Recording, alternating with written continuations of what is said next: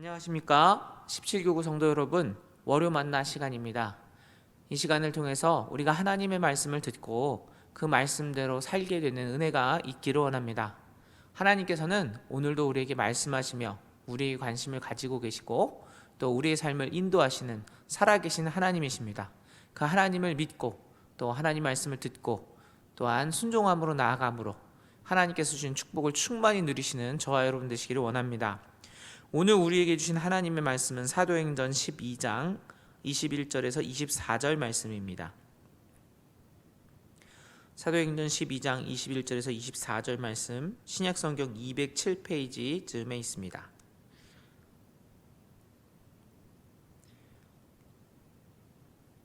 사도행전 12장 21절에서 24절 말씀 제가 봉독할 때 가능하신 분들은 함께 봉독하시면 좋겠습니다.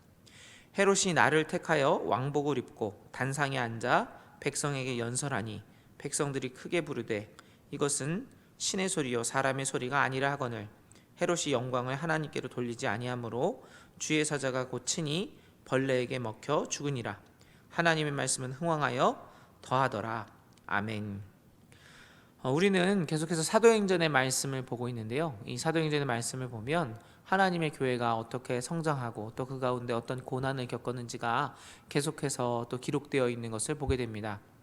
우리가 기억해야 할 것은 하나님께서 세우신 교회는 희생과 또 핍박 가운데 고난 가운데 성장한다는 사실입니다. 겉으로 볼 때는 아무리 또 건강하고 또 큰 교회를 할지라도 진짜 그 교회가 성장하는지 안 하는지는 알 수 없습니다. 진짜 성장하고 또 하나님이 원하시는 교회가 된다는 것, 그것은 성도들이 하나님의 말씀에 순종하고 또 하나님이 원하시는 선교의 사역을 감당할 때 일어나는 것입니다. 그리고 순종과 또 선교의 사역을 감당하게 되면은 그 가운데 교회가 부흥하기도 하지만 그 가운데 또한 핍박과 고난도 겸하여 받게 된다는 것을 우리는 기억해야 할 것입니다. 우리는 이전에 스데반 집사가 또 주님의 복음을 전하다가 순교한 장면을 본 적이 있죠. 그런데 사도행전 12장에는 이어서 이제는 사도 요한의 형제 야고보가 순교하는 장면이 나옵니다. 사도행전 12장 1절에서 2절 말씀 보면 그때 헤롯 왕이 손을 들어 교회 중에서 몇 사람을 해하려 하여 요한의 형제 야고보를 칼로 죽이니 라는 장면이 나옵니다. 이렇게 사도를 죽이는 일을 하는데 그 이유가 뭐였냐면요. 이제 3절 보면 유대인들이 이 일을 기뻐하는 것을 보고라고 되어 있는 것을 볼 수 있습니다. 어떻습니까? 유대인들이 교회가 성장하고 사도들이 주님의 역사를 일으키는 것을 보면서 또 예수 그리스도의 복음을 전파하는 것을 볼 때 유대인들이 질투하게 되었던 것이죠. 그래서 유대인들이 이렇게 질투하고 또 예수 그리스도를 믿는 사람들을 핍박하는 것을 알게 된 헤롯이 그들의 인기를 얻기 위해서 요한의 형제 야고보를 칼로 죽였던 것입니다. 이전에 살펴본 것처럼 초대교회 제자들 가운데 먼저 이제 순교했던 것은 집사 스데반이었지만 12제자 중에서 12사도 중에서 제일 먼저 순교한 사람은 누구입니까? 바로 오늘에 나오는 야고보인 것이죠. 이 야고보가 누구입니까? 요한의 형제 야고보인데 재미있는 것은 이 요한과 야고보가 예수님께 했던 기도가 있다는 것이죠. 예수님께 원했던 것이 있죠. 어떤 것입니까? 야고보의 어머니에게 어머니와 또 그 형제들이 사실 이제 예수님께 로비했던 장면이 있습니다. 어떤 것입니까? 주님의 우편과 좌편에 나의 아들들이 앉게 해달라라고 요구했던 것입니다. 그때 예수님께서 무엇이라고 말씀하셨냐면 내가 마시고자 하는 잔을 너희들이 마실 수 있느냐 이렇게 묻는데 그때 요한과 야고보가 마실 수 있다라고 얘기했다는 것이죠. 그런데 어떻습니까? 12 제자 중에서 가장 먼저 순교한 것이 야고보가 되었고요. 그리고 가장 늦게 살아남아서 주님의 계시를 기록하면서 끝까지 주님의 사역을 감당했던 사람이 누구입니까? 요한인 것입니다. 야고보와 요한이 주님의 우편과 좌편에 앉게 해달라고 했는데 야고보는 가장 먼저 순교를 하고요. 그리고 요한은 끝까지 남아서 주님의 사역을 충성되이 감당하는 사역을 오랫동안 감당해야 한다는 것이죠. 이것을 통해서 우리가 알 수 있는 것은 무엇일까요? 물론 하나님 나라 예수님의 우편과 좌편에 누가 앉아 있는지는 모르죠. 그러나 우리가 알 수 있는 것은 하나님 나라에서 우편과 좌편에 해당할 만큼 그리고 또 이렇게 하나님께 가까이 가는 자리는 고통과 순교의 자리라는 것을 알 수 있는 것입니다. 야고보와 요한, 그들은 예수님의 우편과 좌편에 앉기를 원했죠. 정말 그 영광을 원했는데요. 그들은 세상적인 영광을 위해서 그렇게 구했던 것입니다. 그러나 그들이 막상 정말 주님의 제자로서 얻게 되는 그런 주님과 가까운 자리는 바로 고통과 순교의 자리였다는 것이죠. 성도 여러분, 우리가 기억해야 할 것이 있습니다. 참된 그리스도인으로서 무엇을 바라보고 살 것인가, 또 무엇을 원하고 또 어디에 가기 원하고 살 것인가를 우리가 잘 생각해 볼 필요가 있는 것이죠. 우리의 기준은 세상의 기준과는 달라야 하는 것입니다. 어디가 하나님의 우편입니까? 어디가 하나님의 좌편입니까? 정말 하나님과 가까이 하는 자리, 예수님과 가까이 하는 자리는 정말 주님의 복음을 위해서 순종하고 또 헌신함으로 고통당하고 또 때로는 순교하고 또 끝까지 충성하는 그런 어려운 자리가 바로 주님의 나라에서 영광의 자리라는 것을 저와 여러분이 기억하시기를 바랍니다.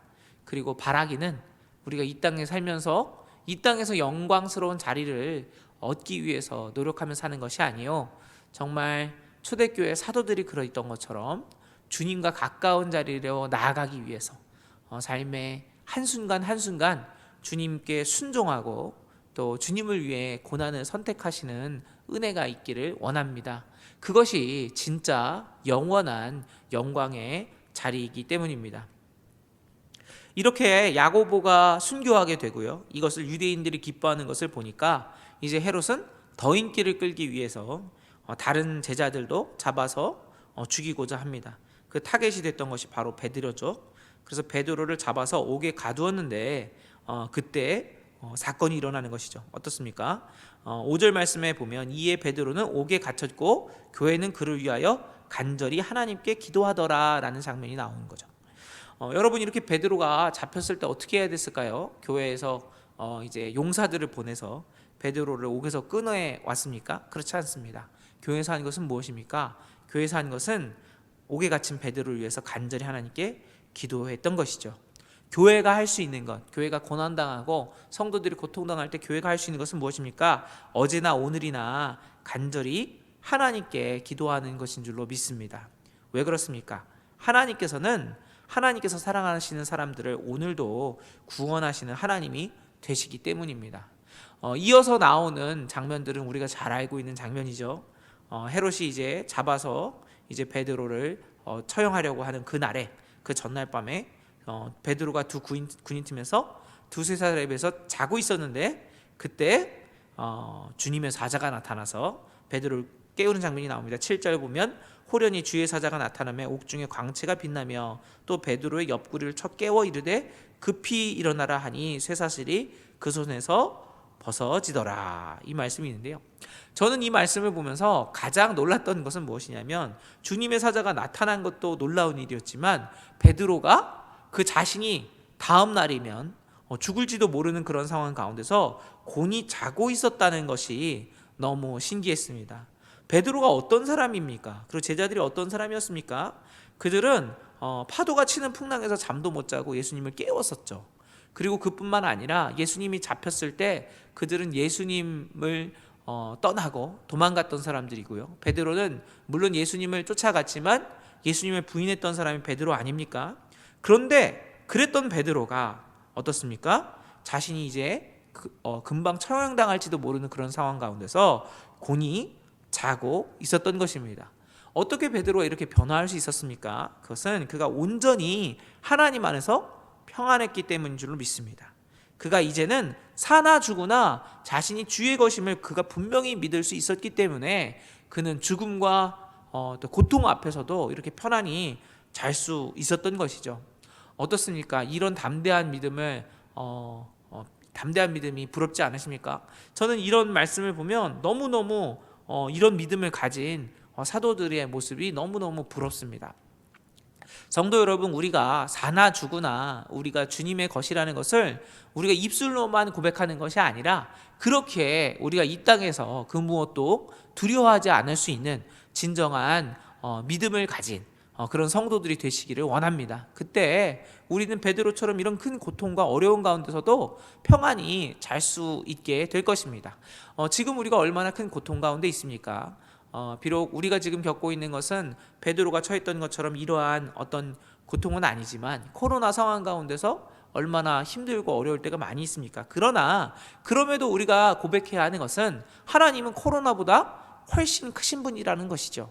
그리고 우리를 통해서 하나님의 일을 이루시는 하나님이 되신다는 것, 그리고 우리가 정말 하나님께서 우리와 함께 하심을 믿는다면 우리가 서로 질병 가운데 고통당하는 일이 있더라도 서로 그래서 우리가 이 땅을 떠나게 되는 일이 있다 하더라도 우리는 담대하고 평안해야 할 줄로 믿습니다. 그리고 그럴 수 있는 것은 베드로가 그랬던 것처럼 믿음으로 충만해지는 것, 성령으로 충만해지는 것인 줄로 믿습니다. 저와 여러분이 이러한 믿음을 가지고 이 땅에서 세상이 알 수 없는 참 평안을 누리게 되시기를 바랍니다. 그리고 이제 천사가 베드로를 이제 깨워서 띠를 띠게 하고 그 다음에 신을 신게 하고, 그리고 이제 천사가 계속해서 그를 인도해냅니다. 인도해내서 10절에 보면 이에 첫째와 둘째 파수를 지나 시내로 통한 쇠문에 이르니 문이 저절로 열리는지라 나와서 한 거리를 지나매 천사가 곧 떠나니라. 베드로가 사실은 이 일이 일어났을 때 어떻게 했냐면 너무 곤히 자고 있었기 때문에 천사가 쳐야 일어날 수 있었거든요. 쳐야 일어날 수 있었고, 그리고 그가 이제 그 나오면서도 비몽사몽이었던 것 같아요. 그래가지고 그때까지도 계속해서 모르다가 11절 돼서 이제 천사가 떠나고 나서야 이게 진짜로 일어났구나 하고 그 다음에 이제 성도들을 찾아가게 됩니다. 성도 여러분, 우리가 찬양하지 않습니까? 구원하심은 누구에게 있습니까? 구원하심은 보좌에 앉으신 어린 양께 있는 줄로 믿습니다. 우리가 그것을 믿는다면 우리가 어떤 어려움 가운데서도 정말 주님께 간구하고 기도하게 될 줄로 믿습니다. 그리고 우리가 기도할 때 주님께서 우리를 구원하실 것입니다. 그리고 이제 베드로는 이제 여러 성도들이 모여서 기도하고 있는 요한의 어머니 마리아의 집에 가서 그곳에서 이제 자신이 베드로라는 것을 밝히죠. 그런데 재미있는 것은 무엇이냐면 너무 당황해가지고 여자아이가 베드로에게 문을 열어주지 않고 들어가가지고 베드로 사도가 돌아왔다고 얘기하는 것이죠. 그런데 그들이 반응이 어떻습니까? 15절 말씀 보면 이렇게 되어 있습니다. 그들이 말하되 내가 미쳤다 하나 여자아이는 힘써 말하되 참말이라 하니 그들이 말하되 그러면 그의 천사라 하더라, 이렇게 얘기하는 것이죠. 여러분, 성도들이 기도했습니다. 무엇을 위해서 기도했습니까? 하나님, 베드로 사도를 살려주세요, 베드로 사도가 풀려나게 해주세요, 이렇게 기도를 했는데, 그런데 막상 베드로가 왔는데 어떻습니까? 그들이 믿지 못하고 천사라고 말하고 있는 것입니다. 제자들의 모습과 비슷하고 우리의 모습과 비슷하지 않습니까? 정말 얼마나 연약한 믿음을 가지고 있는 것이 우리의 모습인지 모르겠습니다. 그러나 우리가 알아야 하는 것, 또 우리가 기도해야 되는 제목은 무엇이냐면 하나님 우리에게 믿음을 주옵소서. 오늘도 하나님의 살아계심과 하나님께서 역사하시면 무엇이든지 하실 수 있는 하나님이심을 믿습니다. 그 믿음을 우리에게 주옵소서. 하나님 우리를 긍휼히 여겨 주옵소서. 이렇게 기도할 수 있는 저와 여러분 되시길 바랍니다. 성령께서 우리에게 충만히 임하시면, 그리고 우리가 기대하고 기도하고 기다리면 하나님께서 하나님의 시간에 응답하시는 것입니다. 그리고 베드로 사도는 이제 그들 가운데 와서 하나님께서 어떻게 그들을 이끌으셨는지를 말합니다. 17절 보면 베드로가 그들에게 손짓하여 조용하게 하고 주께서 자기를 이끌어 옥에서 나오게 하던 일을 말하고 또 야고보와 형제들에게 이 말을 전하라 하고 떠나 다른 곳으로 가니라, 이렇게 기록되어 있는 거죠. 하나님의 구원하심을 전파라는 것입니다. 성도 여러분, 우리가 해야 하는 것은 무엇입니까? 우리 삶 가운데 어떻게 하나님께서 역사하셨는지, 하나님께서 어떻게 우리를 지키시고 인도하셨는지, 하나님이 우리를 어떻게 자유하게 하셨는지를 우리가 경험하고 그것을 전해야 할 책임이 우리에게 있는 줄 믿습니다. 그것이 바로 교회의 존재의 이유인 것이죠. 또 교회의 사명인 것이죠. 그래서 저와 여러분은 하나님의 회복하심과 하나님의 역사하심을 전해야 하는 것입니다. 이렇게 어떻습니까? 큰 어려움이 닥쳤죠. 사실 야고보 사도는요, 우리가 알고 있는 것처럼 요한과 베드로와 함께 항상 예수님과 함께했던 그런 아주 제자들 중에서도 아주 수제자에 해당하는 아주 제자 중에 한 명이었던 제자들 중에서도 아주 뛰어난 제자였습니다. 그런데 그 제자가 이렇게 순교하게 된 것이죠. 얼마나 큰 타격이었겠습니까? 그러나 그럼에도 하나님께서는 그 가운데서 회복해 하시고 다시 또 주님의 복음을 전하게 하신 것이죠. 그리고 어떻습니까? 이렇게 제자들을 핍박했던 헤롯은 어떻게 됩니까? 우리가 읽은 말씀을 보면 헤롯이 이제 여러 가지 어려움 가운데서 또 그가 분쟁을 겪고 있던 지역에 가서 연설을 하게 되는 장면이 나옵니다. 근데 연설할 때 그가 연설을 잘했던 것 같아요. 그랬더니 연설을 했을 때 백성들이 이것은 사람의 소리가 아니다, 신의 소리다 이렇게 하니까 헤롯이 우쭐했습니다. 우쭐해서 23절 보면 헤롯이 영광을 하나님께로 돌리지 아니하므로 주의 사자가 고치니 벌레에게 먹혀 죽으니라. 어떻습니까? 우리가 읽은 사도행전 12장 시작은 어떻습니까? 헤롯이 손을 들어서 요한의 형제 야고보를 칼로 죽이는 장면으로 시작합니다. 그러나 결국에는 하나님의 말씀이 승리하게 되는 것입니다. 하나님께로 영광을 돌리지 않고 하나님의 교회를 핍박했던 그 사람이 비록 왕이라 할지라도, 그 사람이 많은 사람의 인기를 끌고 있는 사람이라 할지라도 그 사람은 하나님께서 치시면 바로 죽고 말았던 것입니다. 두렵지 않습니까? 성도 여러분, 우리는 그렇게 이 땅에서 사람들에게 집중하는 인생들이 아니라 하나님께 집중하는 인생들이 되어야 할 줄로 믿습니다. 하나님의 말씀을 두려워하고 하나님의 말씀을 선포하며 살아야 될 줄로 믿습니다. 그때 하나님께서 영광 받으시고 또 하나님께서 또 승리를 우리에게 주실 줄로 믿습니다. 24절 말씀은 이렇게 기록합니다. 하나님의 말씀은 흥왕하여 더하더라. 결국에는 하나님의 말씀이 승리하는 것입니다. 하나님의 말씀이 전파되는 줄로 믿습니다. 성도 여러분, 하나님께서는 합력하여 선을 이루시는 하나님이 되십니다. 비록 야고보는 순교하고 그러나 베드로는 살아남았습니다. 그리고 우리는 왜 그런지 알 수 없죠. 그러나 우리가 믿고 바라보는 것은 무엇입니까? 하나님의 뜻대로 입으심을 입은 자들에게는 모든 것이 합력하여 선을 이루게 된다는 것입니다. 야고보 사도가 비록 짧게 기록되어 있고, 그리고 그가 비록 초대교회 초기에 순교했지만 그러나 사도로서는 가장 먼저 예수 그리스도의 고난에 참여하는 영예를 누린 것입니다. 베드로는 어떻습니까? 베드로는 살아나서 교회 지도자로 헌신했지만 그 역시 나중에는 순교했다고 전해집니다. 성도 여러분, 성도들에게 중요한 것은요, 언제까지 사느냐가 아니라 어떻게 사느냐, 그리고 무엇을 위해 사느냐인 줄로 믿습니다. 우리가 하나님을 위해 산다면, 하나님과 동행하는 인생을 산다면 우리의 삶은 물론 우리의 죽음까지도 하나님께 드려지는 예배가 될 줄로 믿습니다. 저와 여러분의 삶은요, 마치 아주 큰 퍼즐의 작은 한 조각과도 같은 것입니다. 언제 어디에 어떻게 사용될지 우리는 알 수 없습니다. 그 퍼즐을 맞히시는 분 누구이십니까? 하나님이신 줄로 믿습니다. 그러나 우리가 하나님의 손에 들림받을 때 하나님께서는 하나님의 시간에 하나님의 뜻을 이루실 줄로 믿습니다. 그리고 그것은 하나님께서 그리시는 위대한 하나님의 구원의 역사라는 그림, 그 그림의 작은 부분들로 저와 여러분이 사용되시기를 축원합니다. 하나님께 영광 올려드리는 삶 사시는 저와 여러분 되시기를 축원합니다. 기도하겠습니다.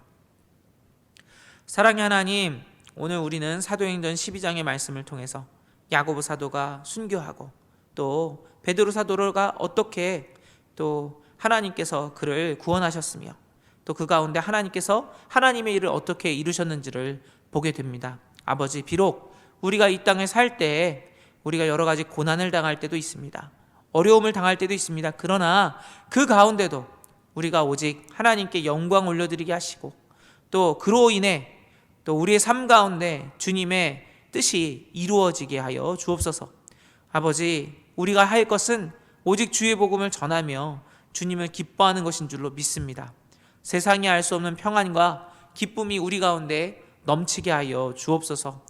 우리의 삶 가운데 주님의 치유하심과 주님의 축복하심을 더하여 주셔서 우리의 삶을 통해서 세상 사람들이 하나님의 영광을 보게 하여 주시고 또한 또한 우리의 삶 가운데 어려움이 찾아온다 할지라도 그 가운데 우리가 주님으로 인해 기뻐하며 평안함으로 인해 주님께서 영광 받으시며 이 세상 사람들이 하나님을 두려워하는 은혜가 있게 하여 주옵소서. 17교구 성도 여러분, 한 사람 한 사람들 주님께서 찾아가 주시기를 원합니다.